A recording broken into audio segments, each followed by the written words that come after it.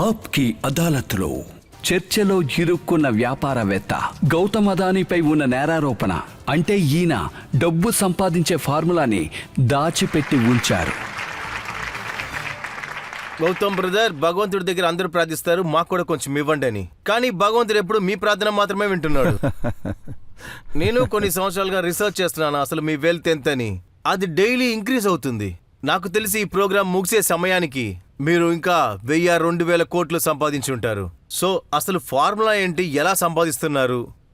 Rajat brother, మొదట మీకు, మీ ఆడియన్స్కి, మీ న్యాయస్థానానికి నాకు అవకాశం ఇచ్చినందుకు మీ అందరికీ నా ధన్యవాదాలు.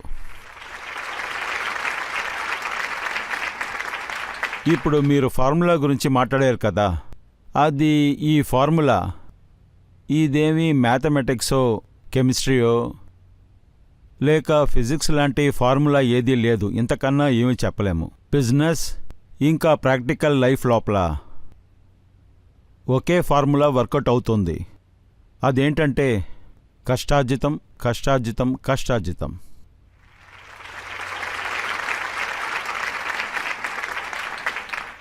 ఇది నేను చూశాను. నాకొచ్చి నా ఫ్యామిలీ యొక్క సపోర్ట్, నా సీనియర్ల యొక్క సపోర్ట్, నా టీం యొక్క సపోర్ట్, ఇంకా దానికన్నా దేవుడి యొక్క ఆశీర్వాదం, ఇంకా అతని కృప నాకు ఎప్పుడూ ఉండింది. నేను ఎప్పుడు న్యాయంగా పనిచేస్తాను. ఒక విషయం నేను ఒప్పుకుంటున్నాను, ఇలాంటి కారణం వల్లే దీనికి ఎలాంటి షార్ట్కట్టు లేదు. ఎవరైనా సరే ఒక సక్సెస్ఫుల్ పర్సన్గా రావాలంటే మీరు న్యాయంగా కష్టపడాల్సి ఉంటుంది. మిగతా విషయాల్ని దేవుడి మీద భారం వేసేయండి. ఇక అదే ఆ ఫార్ములా. అది సరే, భగవంతుడి మీద ఎంత భారం వేయగలం గౌతమ్ బ్రదర్? డిసెంబర్ 2021 మీ వెల్త్ ఎంతంటే 9,62,322 crores. డిసెంబర్ 2022 ఒక్క సంవత్సరంలో 18,54,579 crores. ఒక్క సంవత్సరంలో 9 కోట్లు పైగా భగవంతుడు ఇలాగేస్తాడు. ఇలా చూడండి రజత్ భాయ్, నేను ఈ లెక్కల జోలికంతా వెళ్ళను. నాకు సంబంధించి మేజర్ విషయం ఏంటంటే నేను దేశాన్ని ఎలా మార్చాలనే దాని గురించి ఆలోచిస్తూ ఉంటాను. అలా మీరు చూశారంటే లెక్కలు ఎందుకు ఎక్కువ అవుతుంది, అప్పుడు నాకే తెలుస్తుంది మన దేశం ప్రగతి పదంలోకి వెళ్తుందని తెలుస్తుంది. అందువల్ల నేను పూర్తి విశ్వాసంతో చెప్పగలను, భారతదేశం యొక్క ఇవాల్టి స్థానం ఉంది కదా, ఇంకా రాబోయే 20-30 సంవత్సరాల పొజిషన్ ఉంది చూడండి, దాన్ని ఎలాంటి శక్తి ఆపలేదు. కానీ ఈ ఫిగర్స్ ఉన్నాయి కదా, మమ్మల్ని చాలా ఆశ్చర్యంలో పడేస్తున్నాయి.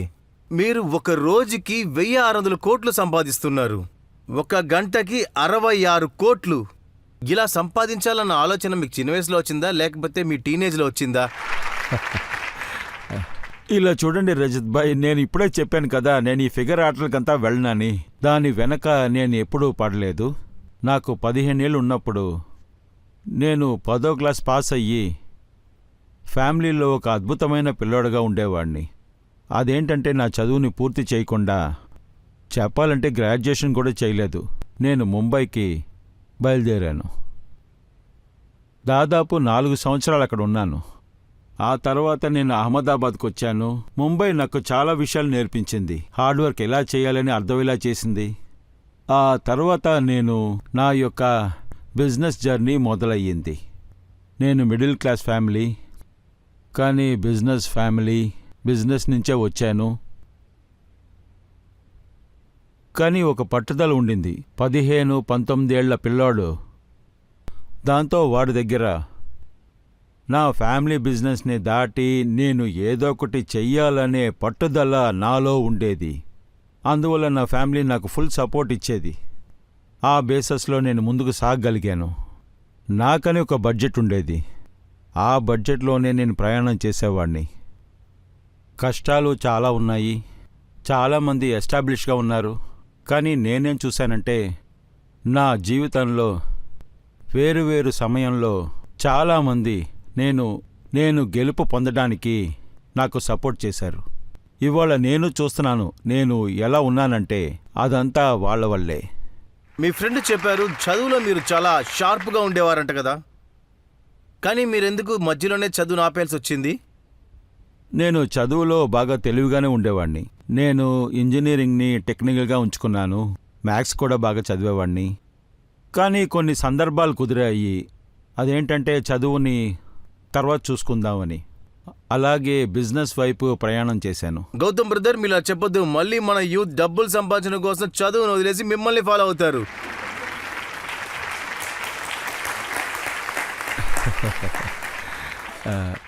నాకు సంబంధించి చదువు చాలా ఇంపార్టెంటు. చదువు వచ్చి మనిషిని తెలివైనవాడుగా మారుస్తుంది. నేను ఆ దారిని ఎంచుకోలేకపోయాను. అది నా విధి అని చెప్పొచ్చు. నేను ఇంకొక దారిని ఎంచుకున్నాను. అదేంటంటే కష్టార్జితం, ఎక్స్పీరియన్స్. ఆ కష్టార్జితం ఇంకా ఎక్స్పీరియన్స్ వల్ల నా జ్ఞానాన్ని పెంచుకున్నాను. అంతేకాకుండా కొన్ని సమయాల్లో నేను ప్రశాంతంగా ఆలోచిస్తాను. నేను బాగా చదివి మంచి నాలెడ్జ్ ఉండి మంచి ఎక్స్పీరియన్స్ ఇంకా విజ్డమ్ ఉండుంటే నాకేమనిపిస్తుందంటే ఒకవేళ ఇప్పుడున్న గౌతమ్ అదానీ కన్నా ఇంకా అద్భుతంగా ఉండేవాడిని. అంటే 10 సంవత్సరాలకు ముందే మీరు నంబర్ 1గా వచ్చేవాళ్ళు కదా? నంబర్ 1, నంబర్ 2, నంబర్ 3 ఇదంతా ఉండనివ్వండి, ఇదంతా ఒక కథ. కానీ ఇంకో కథ కూడా ఉంది కదా. మీ దగ్గర ఒక స్కూటర్ ఉంది, కానీ ఈరోజు మీ దగ్గర jet air craft, helicopter, feet ఉంది కదా. ఎక్కడి నుంచి ఎక్కడికి వచ్చారు? రజత్ భాయ్, నేను ఒక విషయం చెప్తాను. నేను భూమిని నమ్మి జీవించేవాడిని. ఇక ఇవాళ కూడా నాకు స్కూటర్ తోలేవాడిని చూస్తే, రిక్షాలో వెళ్ళేవాడైనా సరే, బస్సులో వెళ్ళేవాడైనా సరే, జెట్లో వెళ్ళేవాడైనా సరే, వాళ్ళందరికీ ఒక్కొక్కరికి మానసిక స్థితి ఎలా ఉంటుందో నాకు బాగా తెలుసు. ఎందుకంటే ఆ ప్రయాణాన్ని నేను కూడా అనుభవించాను. అందువల్ల నేను ఇవాళ ఎక్కడ ఉన్నానో అదేంటంటే నేను జెట్లో ఎగురుతున్నానంటే భూమికి నాకు ఎలాంటి సంబంధం లేదని కాదు. మీకు తెలుసు కదా, సోషల్ మీడియాలో ఒక మీమ్ చాలా సంచలనం చేసింది. 500 మిలియన్ని ముఖేష్ అంబానీ తన ఇల్లు కట్టడానికి ఉపయోగించకుండా ఉండుంటే, అదాన్ని షేర్లో ఇన్వెస్ట్ చేస్తుంటే ఆయన ఈరోజు వరల్డ్ నంబర్ 1గా వచ్చి ఉండొచ్చు.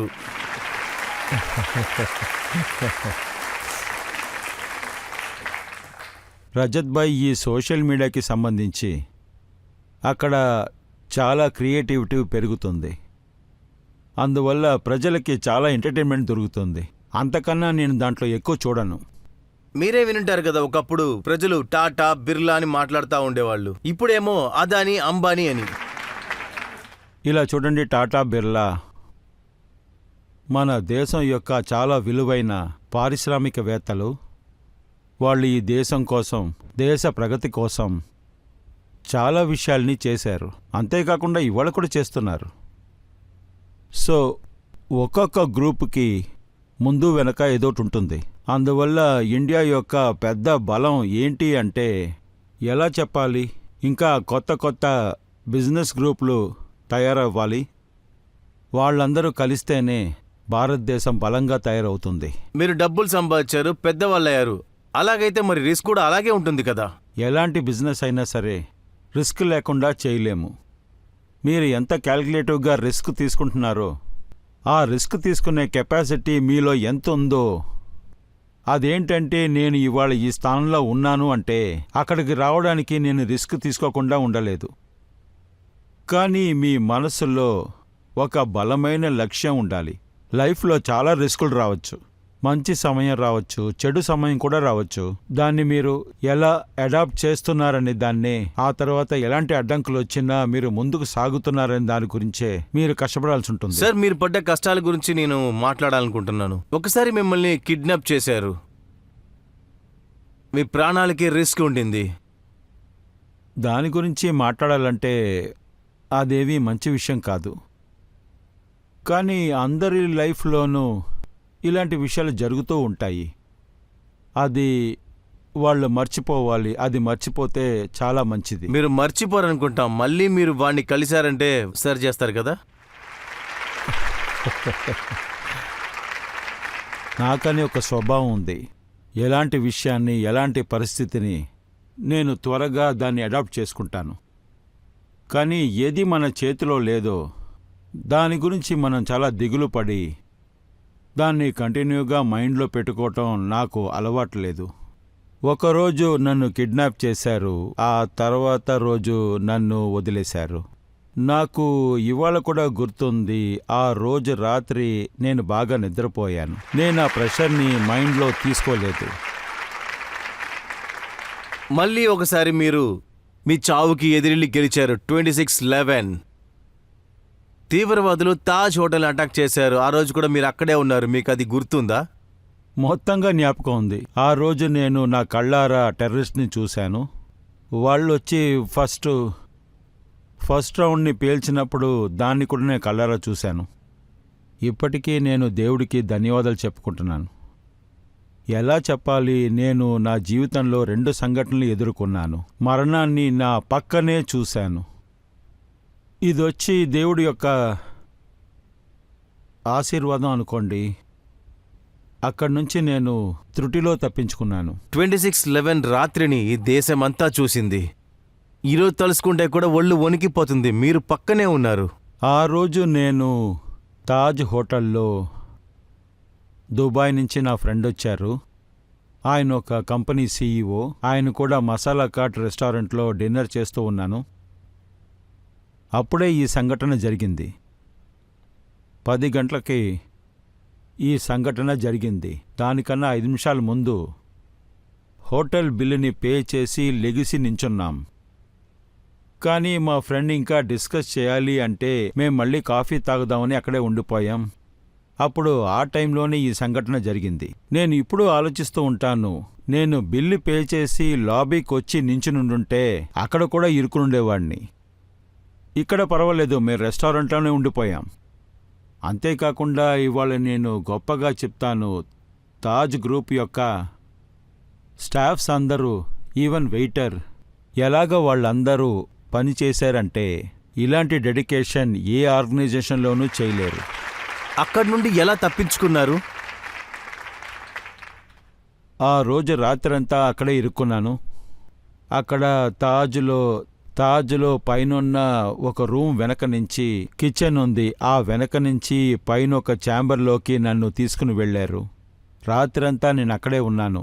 ఉదయాన్నే దాదాపు 7 అవుతుంది.